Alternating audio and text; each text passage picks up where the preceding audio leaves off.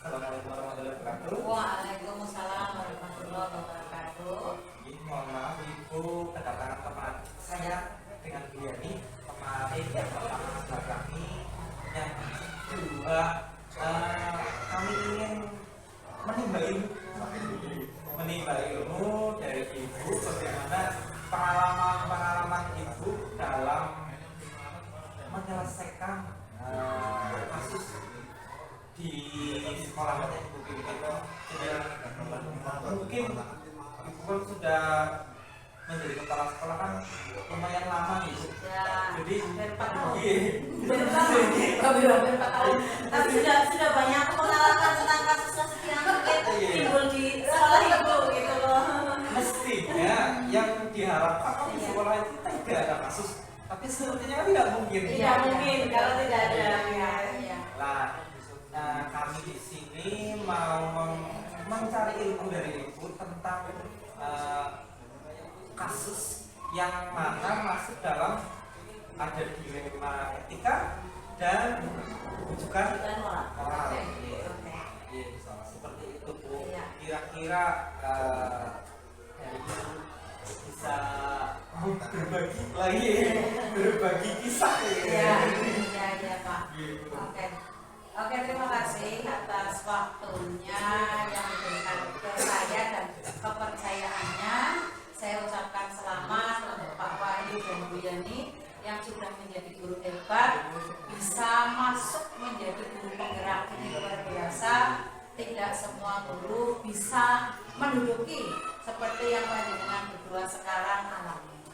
Oke, untuk tadi masalah kasus memang benar Bu Yani, dimanapun seindah apapun pasti kasus itu ada. Ya. Dan saya sangat bersyukur dulu saja memang untuk kepala sekolah saya baru berjalan 4 tahun penuh, nanti Januari baru 4 tahun, tapi memang di SD 4 Karangau walaupun kasusnya tidak besar tetaplah kalau namanya kita berhubungan antar manusia pasti ada.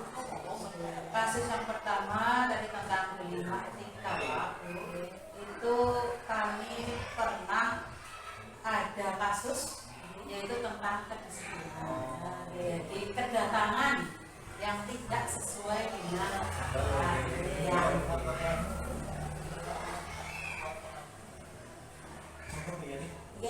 Nah, dari kasus kedisiplinan ini, berarti termasuk ke dilema etika ya. Nah, dari kasus dilema etika ini ada poin-poin penting di mana Ibu mengangkat kasus ini kok menjadi kasus dilema etika. Menurut Ibu di bagian-bagian yang mana? Ya, seperti ini Bu Yani. Kita sebagai pegawai terlepas dari itu masalah guru biasa bakti maupun guru yang sekolah PNS itu ada aturan, ada tata tertib. Tata tertib yang kami buat SD 4 buat itu sebelum jam 7 itu semua guru wajib hadir. Bahkan kami setiap hari mengadakan kegiatan literalisasi sebelum jam 7. Seperempat jam sebelumnya itu kita adakan literalisasi. Ini ada seorang guru Wiyata Bakti. Beliau ini memang tempat tinggalnya jauh, ya. Kemudian beliau juga baru saja memiliki anak kecil, anaknya 2, sehingga kehadirannya terlambat ke sekolah. Terlambatnya ini sih tidak lama, jam 7:05, jam 7:10 itu sudah melanggar kedisiplinan, sudah melanggar aturan.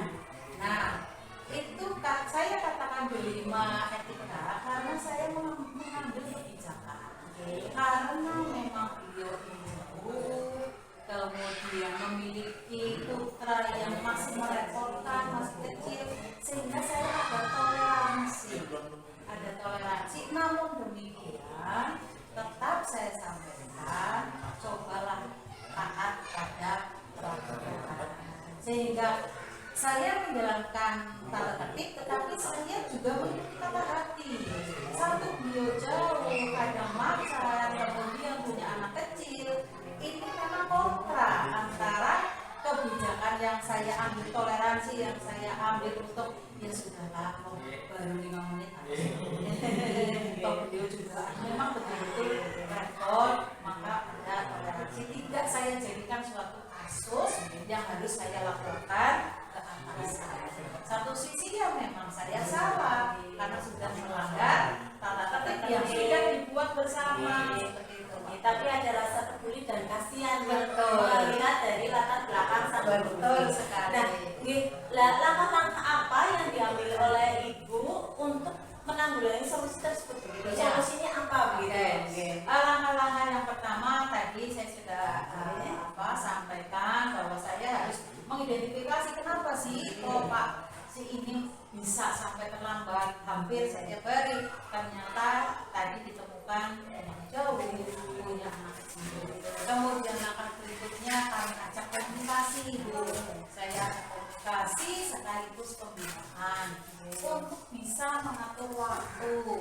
Jika jauh, paling tidak tindak dari rumah agak kasih. Bagaimana supaya tidak terlambat di sekolah?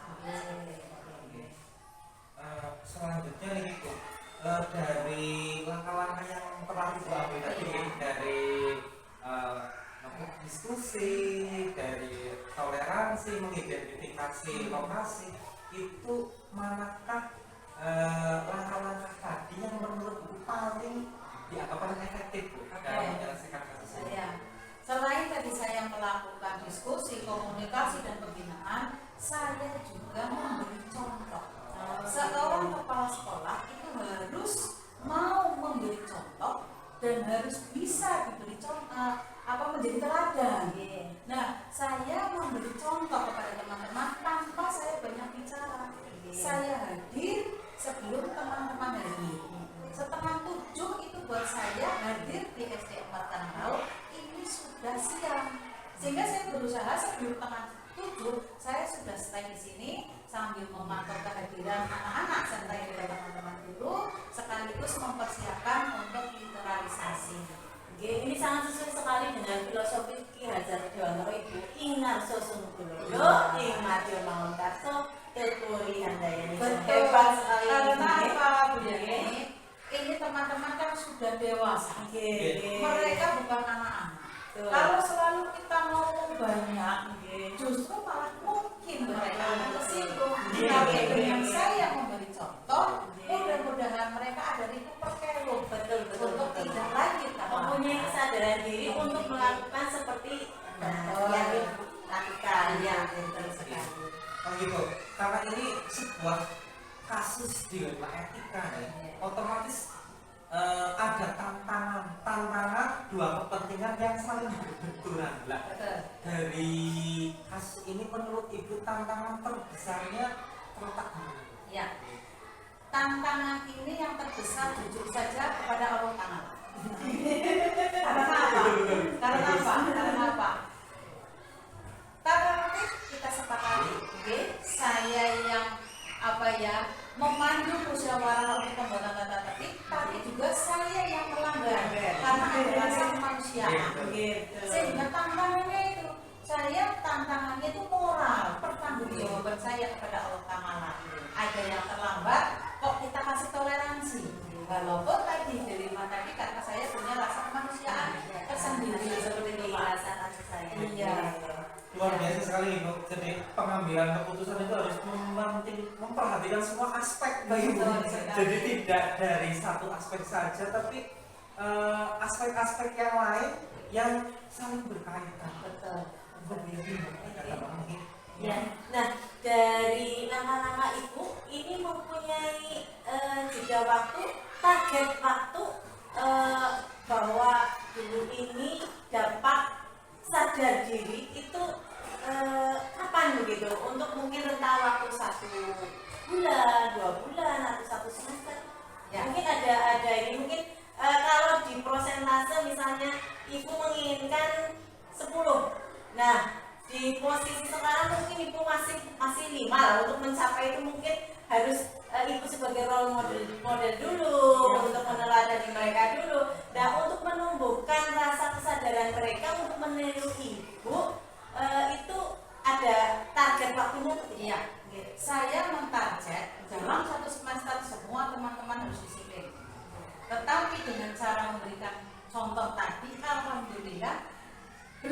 sampai 6 bulan, belum sampai 1 semester, alhamdulillah sudah Hebat sekali. sebelum Bener ya. ya, sebelum pukul 7 mereka sudah hadir semua di Alhamdulillah. sekolah. Berarti ibu sebagai role model benar-benar mereka teladani ibu. Mungkin seperti itu. Oke, seperti tapi pasti kuit. Itu apa ya Mbak? Kalau Iya. Ki Hajar Dewantara namanya apa ya? Ingat Ingat Sosrodo. Sosrodo. Anu, Di depan menjadi contoh, menjadi teladan. Di tengah menjadi penyemangat semangat. Oke. luar biasa. Ya. Terakhir Bu, monggo. Nah, apakah ada seseorang atau yang membantu ibu untuk mensukseskan atau dalam hal ini menyadarkan seluruh kalau ibu kan fokusnya untuk satu, tetapi Ya. harapan ibu kan tentunya untuk seluruh Betul. warga sekolah ini. Betul. Adakah yang membantu dalam proses ini? Mungkin ada penyemangat atau ada ya hal-hal lain yang dapat menumbuhkan semangat ibu untuk wah semua warga sekolah ini harus disiplin sesuai dengan aturan gitu. Ya, Oke. ya. Penyemangat saya adalah moto saya. Oh, gitu. Penyemangat saya moto saya. Kalau boleh tahu moto itu Iya. oke? Disiplin di atas segala-galanya. Siapapun yang memiliki kedisiplinan, insya Allah mereka akan sukses. Sebaliknya, siapapun yang tidak memiliki tanggung jawab untuk hidup disiplin, dia akan tergelincir. Itu seperti itu. Sehingga itu yang saya tidak akan pernah, ya akan pernah turun, tidak akan pernah kendor untuk memberi mereka pemahaman bahwa disiplin itu di atas segala-galanya. Ya. Hebat sekali ini. Ya salah pula. Iya, betul. Tidak hanya untuk role model seluruh warga warga sekolah ini, tapi untuk kita juga role model yang hebat sekali. Nanti masih akan mencontoh dari ibu lah. Mungkin kedepannya jika kami menemukan kendala, saya bisa ngobrol, bisa meminta saran dari ibu mungkin. Monggo, saya sangat terbuka dan saya sangat bahagia apabila panjenengan berdua suatu saat ke saya lagi, bukan untuk apa ya Pak, kita hanya sharing lah, kita hanya sharing, bukan untuk saya jadi apa atau apa, bukan seperti itu.